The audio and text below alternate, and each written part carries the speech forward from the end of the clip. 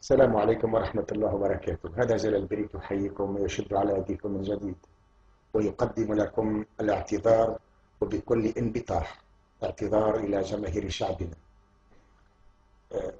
الأعمال بالنيات، لم أكن أقصد لا سباب الجلالة الذات العلية أو سباب شعبنا. وجدت نفسي في انهيار عصبي وتناولت الذي تناولته وتفوهت بالذي تفوهته، ولكن نيتي كانت صافية، كانت صرخة حب لهذا الشعب، صرخة ألم، صرخة نجدة أن تنتفضوا من جديد، وأن تقوموا بكسر حاجز الخوف من جديد، وأن تتيحوا بهذا النظام المجرم العديل السفاح. الذي قمت به لم يكن بإرادة.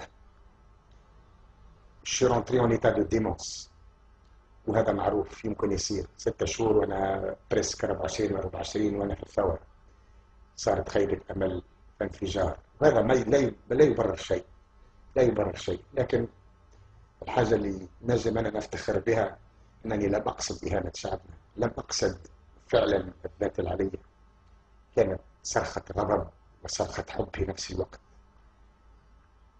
سلام على شعبنا وإنها لثورة حتى النصر. واللي في باله جلال بريك مات، ربما يموت هو، لكن أفكاره تبقى هي، ويحب الوطن والإيمان بهذا الشعب. وأنا عارف شعبنا طيب وكريم، وسوف يغفر لي كما سيغفر لي ربي. أما الذين هم مجرمون فلن يغفروا شيئا، سيواصلوا مهاجمة كل الذين يحاربون هذا النظام. اكتسحوا الفيسبوك، اكتسحوا كل مكان، ونالوا من نفسية